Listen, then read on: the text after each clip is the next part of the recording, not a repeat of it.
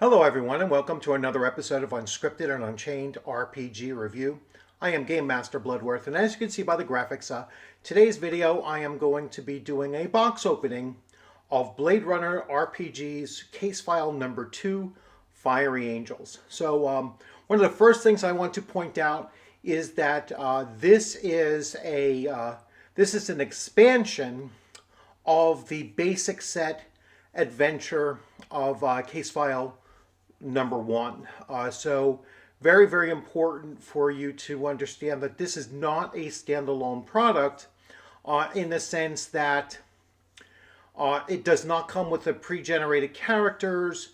It doesn't come with some of the action cards that are in the base set. So really, you would be at a disadvantage picking this up and have to do a lot of creation on your own in order to make it fully functional. So that's just on the outset, something I wanted to, let you know is that this was just released last week. I just got my copy a couple days ago. And the other thing is that I purchased this on Amazon because I wanted to make sure I got it in time. So I didn't go directly through Free League, but if you do purchase it through Free League, you will also get the PDF along with it. I don't see that as much of an issue not having the PDF because I can always go back and just buy the PDF itself. But since everything that you really need as far as handouts and everything, that comes in this, and I'll go over each of those as well. But for the most part, the PDFs I found are not as necessary with both case file 1 and this file. So that's actually a pretty cool thing about it, at least, is that it's not as PDF dependent because they give you everything that you need between the two physically anyhow. So without further ado, let me start going through the actual box contents. So first of all, it comes in a fairly thin box, as you can tell from the image as well. This box actually opened up a lot easier than they usually do, and you could see it's pretty impressive, pretty heavy duty cardboard at that as well. So it comes with a catalog, a Free League catalog, and I normally don't do this, but I just want to show you. Some of the games that Free League is really well known for, are right here. So these are all, there is Dragonbane. It's very glossy paper, so you're getting some of the reflection there.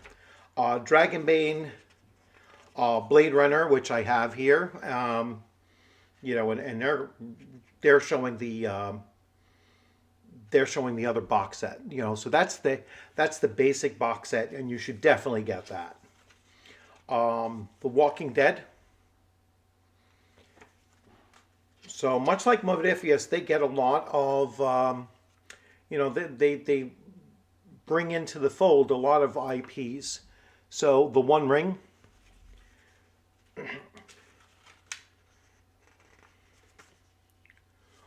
Coriolis, which is going a second edition. I believe the Kickstarter is still going on for the second edition of Coriolis. Alien RPG, which I've heard a lot of very, good things about. Award-winning Vaesen. Nordic Horror RPG. Mutant Year Zero, which I just started doing the video game on Steam. We have Mutant Year Zero Zone Wars, which looks like a skirmish miniature game. The Forbidden Lands, again, something they're really, really well known for and gets high praise from certainly everybody in my circles there. And it's a winner of 4 ENnie awards. So all of these are really well received and well thought of game systems. Twilight 2000. Now I'm a huge fan of Twilight 2000 first edition. I haven't gotten this yet, and I keep on coming very, very close to, just picking it up and having it. but I love first edition so much that it would be hard for me to break away from first edition just to go to this edition here. Judges Award for Best RPG at UK Games Expo 2022. Tales from the Loop, again, another five gold Emmy Award winning. I mean, they just keep on hitting it out of the park. Symborum, all right, another really well known, Morkborg. So they have Morkborg here as well, and Into the Odd, and you have their full thing here. So Free League is a is a publisher that I think is it gets high praise. It gets high praise from gamers. It gets high praise from the industry as far as like the Ennies and others.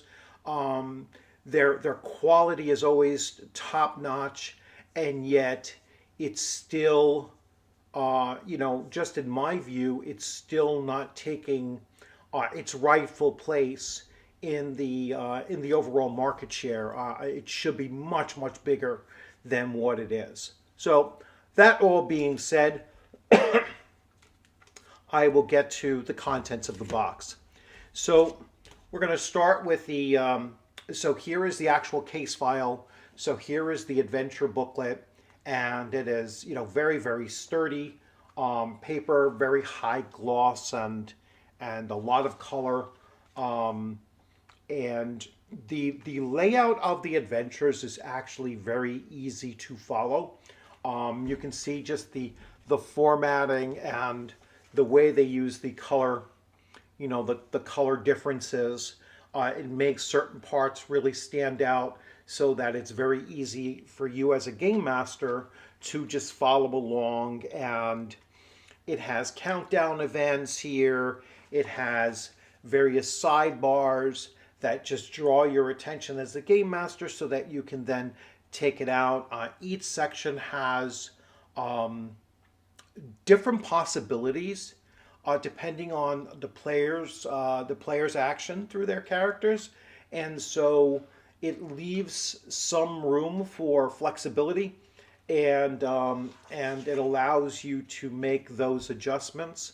There's a lot of there are random tables for events that can happen along the way, and that's where some of the other cards come from the basic set. Like if you're in a chase, there's conditions that can occur, and then you go to those condition cards and randomly select a condition card for if you're doing a foot chase, a vehicle chase, an aerial chase, and whatnot. There's promotion point outlays. Then we have the main characters in, we have the main characters in the, in the adventure, and they go through and have a section on each of the main characters, and so on and so forth. I mean, there is just so much. There's a pacing chart of the entire case, and so you have your starting point, you have the final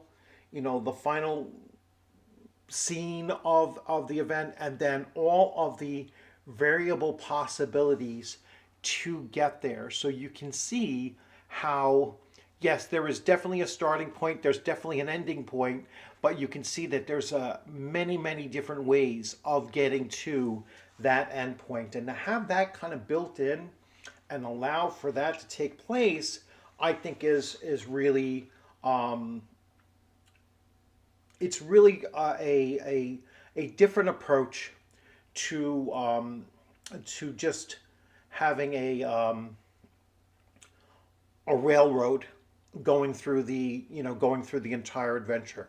So it does allow for branching consequences for player actions throughout the adventure, and there's more than one way to skin a cat, basically, and so that's a big positive, and it shows a lot of of planning and thought, and quite frankly, talent and creativity in order to create a branching adventure as it's laid out. So the book itself, the adventure, is 59 total pages. So pretty extensive adventure. Now I enjoy running these at conventions, and there are things that you have to modify when you're running it in convention play, because you basically have 4 hours to, or really even 3.5 hours to run the whole adventure, and so hopefully there's ways that you can see, and I experienced this with case file 1 too. There's ways that you can just allow for the players to streamline it on their own, and get to that conclusion. Hopefully in like the third hour of gameplay, they're already approaching that thing. So you might have to tweak it along the way. But if you're playing in a home game, then you can fully, allow them to go in any which direction they want to go. Now, I mentioned the main characters, and they have mugshots here. So when you're describing a character to the players, you can just hand them a mugshot, and the mugshots are in order this is A through N. And so as they're introduced to NPCs in the game, you just hand them the mugshot and it can go around the table. That's the other thing about Free League games here, especially these box sets, is that they come with a lot of really nice looking handouts. And again, I just did my video yesterday about how to attract people to a game when they're walking by your table, and that's one of the ways that I think Free League really does a good job at, is by having really exceptional handouts. So it comes with a portfolio here, and I've obviously taken everything out of the envelope, but a pretty heavy duty envelope. All of the handouts go inside this, and I would leave this on the table again for presentation purposes. And so you have all of these, this is handout H, and so you have all of these little handouts in here. Here's a character profile for the players to take a look at. Remember, the players are like the police force, the Blade Runners, and so they can look in their database and look up people's criminal records. And so these are some of the handouts that they would get along the way. There's so far now 2 newspapers in the first case file, and now in the second, where they can derive some information from. This particular one looks like 2 copies of the same thing. It does. That's kind of odd. It has 2 copies. This is my first time actually going through it. Did they give me 2 of the same? Oh no, one's handout B and the other is handout G. Why? Why are they the same though? That's kind of weird. Strange. Again, my first box opening of it. So then here is this is from a closed circuit television camera, closed circuit camera, and you can hear they're pretty heavy duty, very glossy, maybe even a little too glossy to be honest with you, because it does reflect a lot and it becomes harder to see. But there's a lot of handouts here. I think I mentioned H, so there's quite a few, and they're not in order, which is kind of strange. So I like to put them in order. But then you have maps as well, and it's usually like every single building that they're actually entering into for the story. There's a map for it. Here is the Wallace Executive Suite, for example, and there's the full-sized map for it. So you just keep on displaying these out there for the players as they're going through the adventure. And here is the last the last of the maps in there. So this is a, kind of like a neighborhood map. So really a lot of stuff that is in this, case file. A lot of really interesting things. I am actually preparing to run this, not in this next convention I'm going to in just 2 weeks, or less than 2 weeks now, but possibly in my June, or if not the June, definitely my September. So I am planning on running Blade Runner at definitely in September. I'm looking to run 2 different games at that particular one, possibly 3. So Blade Runner, Shadow Dark, and Gangbusters BX. And so I will, and then I'll look to change it up for the following Rising Phoenix Con, Game Con, that will be in 2025. So I hope you enjoyed this video. I highly recommend that if you are going to pick up Case File 2, that you make sure that you get the basic set from for Blade Runner RPG. It really is a requirement. I don't want to actually come out and say that that's a negative, but I think they could have added a couple of different characters to this. They could have given us 4 characters, so 4 pre-generated characters, and then giving you the option to use the ones from Case File 1. They could have also, even if they had to up the price a little bit, they could have put the basic rule book in this as well, and then just up the price on it to make it a little bit more standalone than the previous. But as it is right now, this does come with the rule book. This does not come with pre-generated characters, and it does not come with the action cards or the condition cards that the basic set does. So it's very much an expansion of the basic set, and they probably advertise that as well by saying that this is an expansion. But I'm not quite sure if they're very, very clear about that and what that actually means. So again, I'm going to just switch views again. So I highly recommend it, especially if you have Case File 1 and the basic box set. This will allow you now to take a group of 4 players. Because that's the other thing I wasn't quite clear on this until I really started digging into it and re-digging into Case File 1. This is really designed, this game system is designed for just 4 players. So it's not really meant for 5 or 6 or more. It's ideally designed for just 4 players at the table. So that's another thing that I'm going to modify the next time that I run this. Probably in September, I'm just going to have a table of 4 for this and run those players through it. I'm also seriously considering running a home game of this and just having 4 players go through it.